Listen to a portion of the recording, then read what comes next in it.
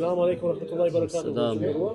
Sa është bekat me ofendu dikan me edikimin Maxhut Xhevk Abgabel? Faktikisht nuk është se po etiketon personin, ti po tallesh me Zotin që e ka krijuar ashtu. Pra Allahu është ai i cili ka krijuar njerëzit në raca të ndryshme, në ngjyra të ndryshme, në popull të ndryshëm.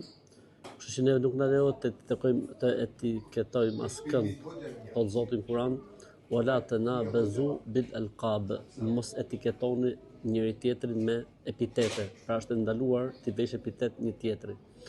Allahu thotë në Kur'an, Allah është ai i cili ju krijoi nga një mashkull dhe një femër dhe ju bëri fise dhe raca të ndryshme apo popull të ndryshëm në mënyrë që të dini se si të prezantoheni, por dijeni se më i miri te Allahu është ai që është më i devotshëm.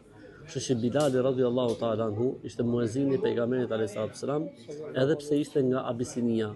Është një nga 6 njerëzit që është futur me të pejgamberin sa në Qabe, ndërkohë që të gjithë sahabët e tjerë më të mëdhenj e më të vegjël se ai kanë qëndruar jashtë Qabes.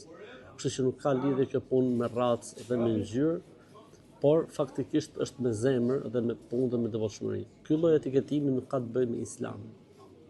Ka ndodhur në kohën e pejgamberit sa ose një ngjarje që njëri prej sahabëve të nderuar, prej kokave të mëdha të sahabëve, i ka thënë dikujt ose e ka ofenduar dikë, ka thënë biri i të zezës, kështu i ka thënë. Edhe ai ka ardhur shtanku tek pejgamberi alayhis salatu wassalam, dhe pejgamberi sa i ka thënë innaka mar'un fika jahiliya. Ka thënë ti je akoma me ignorancë, pra akoma nuk ke dalë mirë nga ignoranca. Kështu që këto lloj etiketime nuk na kanë hije neve muslimanëve. Ne flasim me emra, me mbiemra dhe siç duan njerëzit të prezantohen, dhe jo me etiketime zhvlerësuese.